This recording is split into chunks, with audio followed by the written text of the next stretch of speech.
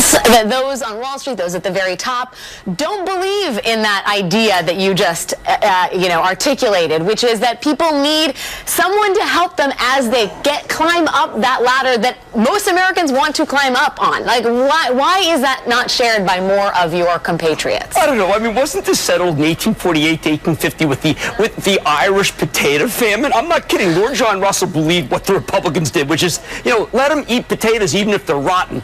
This issue of laissez-faire was buried more than 150 years ago, and it's being resurrected, and it's infuriating for anyone who studied history. This is empirical, Alex. This is not some sort of, hey, listen, it's time for bootstraps. This issue was decided many years ago by Queen Victoria's insolence toward the Irish. I'm not kidding.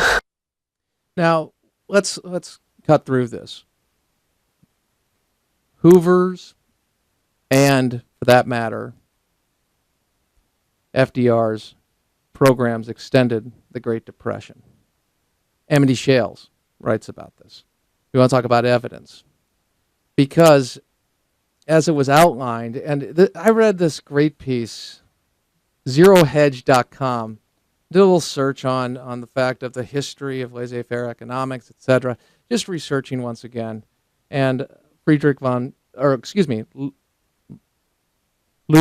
von Mises talks about why the free market works as opposed to government intervention. And it is because if the market is left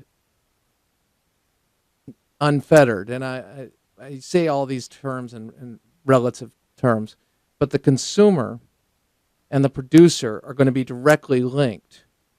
And there's a case where the consumer is not liking what the producer is producing, the producer will change it the faster that changes, in the sense of what they produce and how much they produce is actually a part of how direct their relationship is. If government gets involved and perverts that relationship and puts some artificial programs that act as incentives to draw away from that direct relationship between the consumer and the producer, then you're going to have more and more problem. And now that's just a very basic overall outline of what I get to. I can look at price and how price is established and the directness between the consumer and the producer, or the patient and the doctor. When we get away from that, obviously you're going to get distortions. When it comes to unemployment, the studies show that the longer you increase unemployment, the longer you go and you extend it, the more you will get of it, a higher percentage. Larry Summers, the chief of economic counselors for the president, actually wrote about this years back, said these very same words. I'm paraphrasing, of course. My point is, it's the fact that if you subsidize something, you'll get more of it. Then you go to the attitude of, well, you don't care about the people that are unemployed, which is an asinine statement.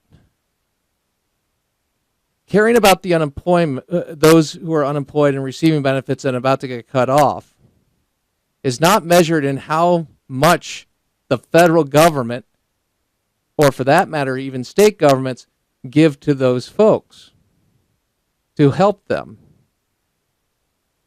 The measure should always be, what is the impact of that help?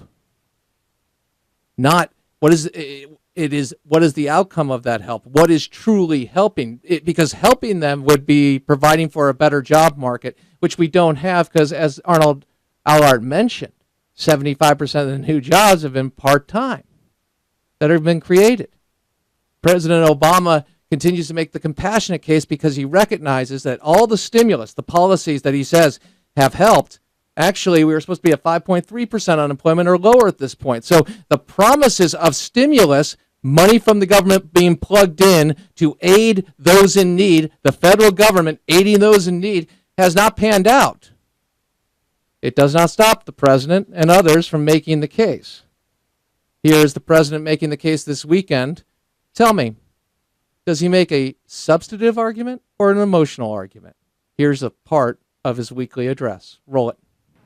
Just a few days after Christmas, more than 1 million of our fellow Americans lost a vital economic lifeline, the temporary insurance that helps folks make ends meet while they look for a job.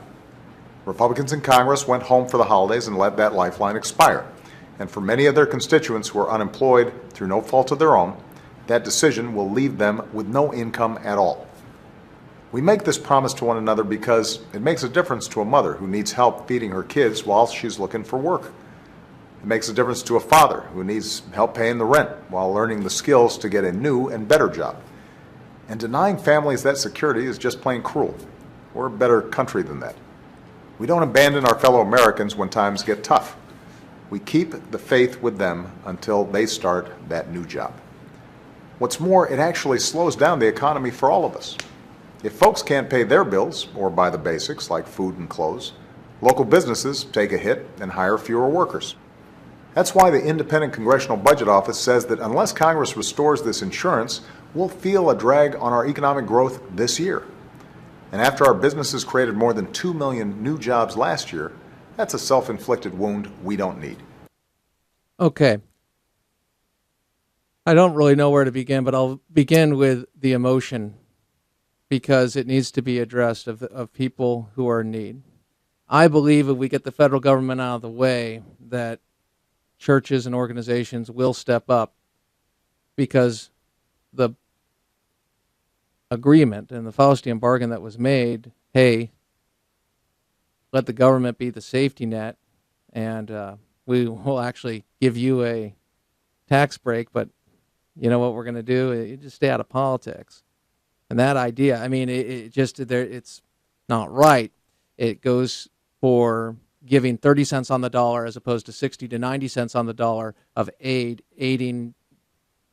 directly reaching the people in need, okay? I know this is pretty dry stuff. I realize that. But there's no really other way to address this other than saying, okay, if you really want to help, would you go through the federal government to do so, and would you extend these benefits if you're truly trying to help?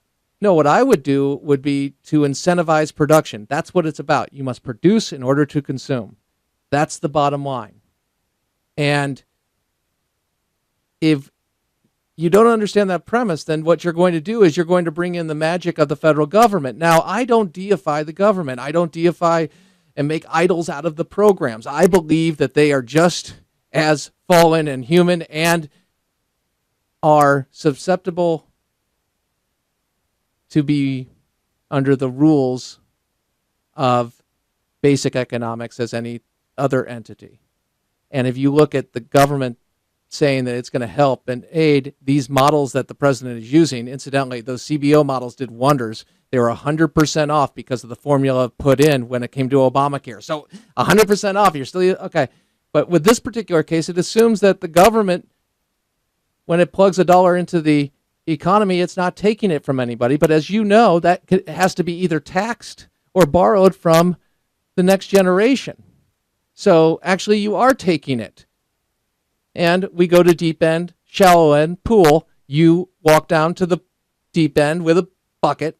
You fill it up. You run it to the shallow end, you pour it in, and then you say, there's more water in the pool. It doesn't work. We've seen the models of what the government has been trying to do by stimulating demand, which has to come actually from incentivizing production and not injecting demand, because anytime you inject, you're actually taking money out if you're the government. That's why I opened with this little part about putting the government on a God level, not subject to the laws of man or basic economics. And I'm sorry, as we're finding out, they are. So don't make government your daddy and don't make it your God. Be it a program that gets $100,000 out more than you pay in, like Social Security and Medicare, as we've shown. They can't sustain themselves. And people who are telling you they can are lying to you. Now, is that compassion? I don't think so. So what about the people in need? Well, the people in need are suffering from an economic climate that is not incentivizing production and is also taking away certainty in the market because we don't know what the market's going to be from one day to the next, depending on the whims of our president and the subjective nature in which he is enforcing and the selective nature of enforcing a law. Selective enforcement. If you really want to help people, go to what works. Incentivize production. Hey, 10% is good enough for God. Why not the government? Fact is, we've got to stop penalizing people using their godly gifts. And we've got to start asking them, rather than criticizing them, asking them how they're doing things and learn. Crane Durham's Nothing But Truth, AFR Talk.